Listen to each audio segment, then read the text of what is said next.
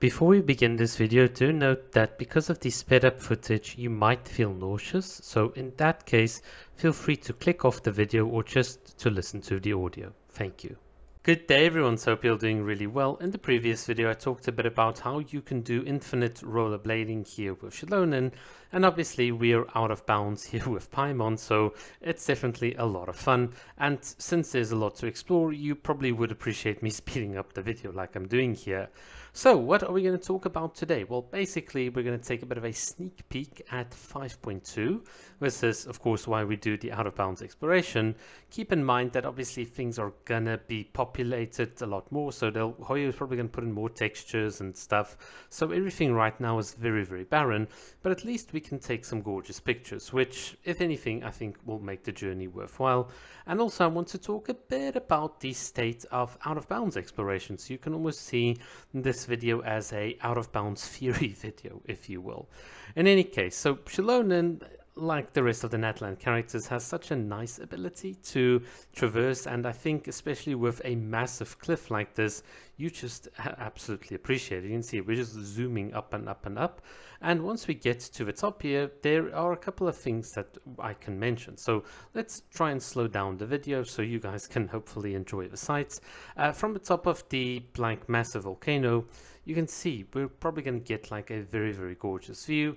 There are some odd structures around the volcano, probably related to some world quest where we're probably going to go up, like in the People of the Springs quest and so on. But also, and I don't think I'm really going to show this in the video, there is the area where Mavuika punched a hole into the sky, which is visible from this moon here, which is really, really cool. By the way, here in the background I'm just doing a very simple little trick which allows me to change some of the fog in the game. It's always fun to do that, but yeah, no fog glitches, or fog glitches are always really, really cool. So yeah, you get a beautiful sight up there, but once you come back down, because there's nothing else to see, we can actually go to, I don't know what it is, perhaps I think the Masters of the Nightwind tribe. I'm guessing that's where they are, or at least this gives me Auroron like vibes in terms of where we are. And this is like a sneak preview of where their places. There's not much to see. I assume Citlali has got her place right here in front of us.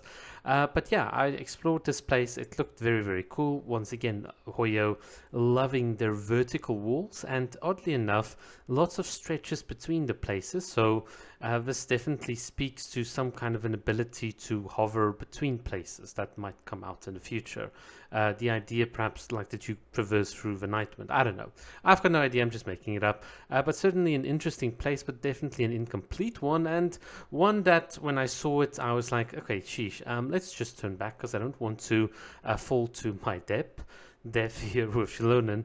By the way, if you're ever interested, what typically happens is when you fall through the map and you reach the bottom, you're automatically put in the drowned state, and then the game just teleports you back. But obviously, if you go here with beyond the Paimon barrier and you drown, then basically your game gets glitched and stuck. So that is something that happens, and it happens around the map as well. So not just below, but if you go too far out of bounds or beyond the Paimon barrier, you also hit like eventually a point where the game just crashes. Now there is an exception which I made in a previous video where you can take the Wave Rider, but honestly there is no real kind of benefit to doing so in any case. Regardless, this is basically what you can see in the background, what I do with my time whilst I'm out of bounds. I try to take these cinematic shots and so on, because perhaps in the future we could use these as part of the intros or outros, or to make like a video compilation. I've got no idea, but yeah, that's why I love like posing here with Xilonen, as you can see.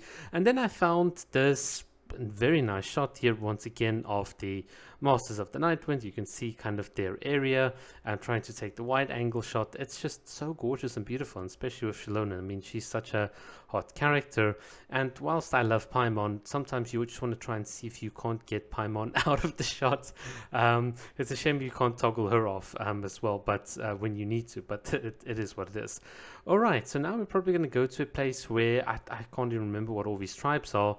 I saw these weird bird-like structures. They're not rendered or anything. I've got no idea what the hell I'm even looking at. Pause the video if you want to see what all of this is about. I had no idea. It looks like some chicken place, so this is perhaps where I would imagine Chaska's tribe being. I've got no idea. This is the most bizarre thing I've seen out of bounds. And one of the things that I did is I tried to explore whatever the hell these air balloons are, and then I realized that I think the Collective of Plenty, I think that's Xilonen like tribe, lives way over there, I assume. I could be completely wrong about all of this. And I tried to go to the tribe or to see how far we can go out of bounds, but unless you're going to have Farina to walk on water, you're going to fall through the map, and yeah, it's just kind of like a bit of a dead end. The problem with being out of bounds is that you can't really swap characters, you can't teleport, so you have to literally walk everywhere, and there are a considerable number of inconveniences. One of the biggest ones is if you drown out of bounds, then basically you have to completely restart, which is a big pain.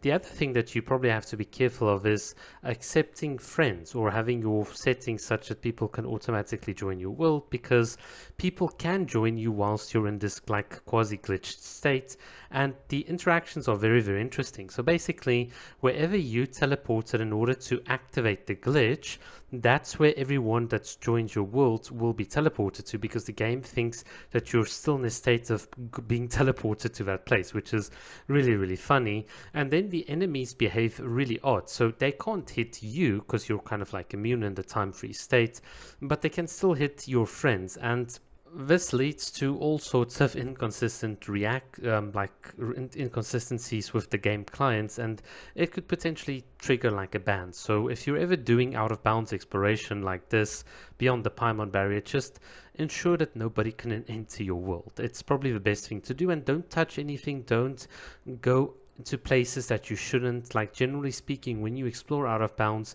you keep the game, you don't touch things in the game.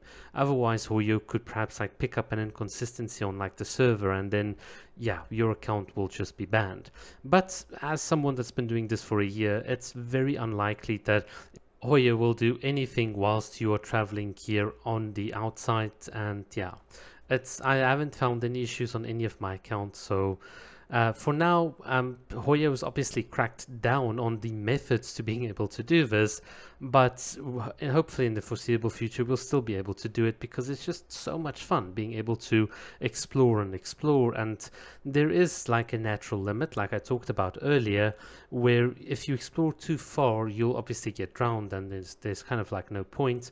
But funnily enough, one thing that I've noticed is that the Serenity pot does not have these limits. So if you try and go out of bounds there, regardless of whether your internet's off and so on, a Paimon is still going to keep on shouting at you. And I think it's perhaps got to do with the fact that you're put into a multiplayer state, and it's very difficult to activate this glitch from a multiplayer state, which is potentially one way Hoyo could deactivate this in the future, and that's just by requiring you to always be in single player mode. But then again, it's very inconsistent with some of the quests, so they probably won't go that way.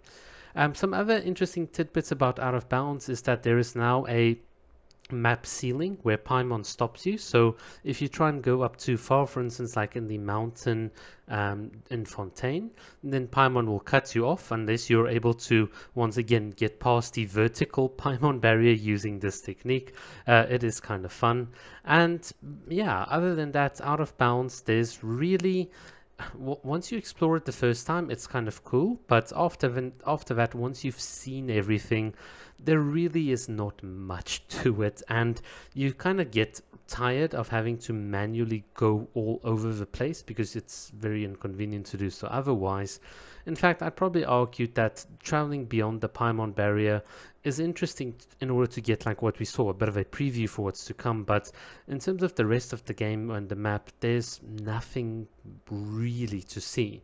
I think the only interesting thing for me is when I find, let's say for instance like these boats at the Port Osmos or whatever you call it, those boats that are beyond the Paimon barrier actually have NPCs on them that you can't see from the shore, but once you swim to them, the NPCs actually render in, which is kind of bizarre how Hoyo did that. And obviously there's some other places where if you look out of bounds, you can see how Hoyo is like gradually adding more land area and so on. This is like where we kind of how we knew where Natlan is going to be and such. But yeah, other than that, out of bounds is purely just for entertainment. And if you're like me and you just want to start like limit testing a bit what you can do in the game. Regardless, we are now basically exactly where we started the previous video, so we've basically come like full circle in these last two series, and this is it. This is where we are. I think if you've been keeping up and watching the background footage, congrats for not getting nauseous. And yeah, here we are on the sunset with Xilonen, and it is perhaps a good time to kind of end this video. I think in the future we'll probably get fewer and fewer opportunities as Hoyo cracks down on this. So from my perspective, we enjoy it while it lasts, and it is just so beautiful once you're able to do it. Alright guys, from my side, enough yapping. Thanks for watching.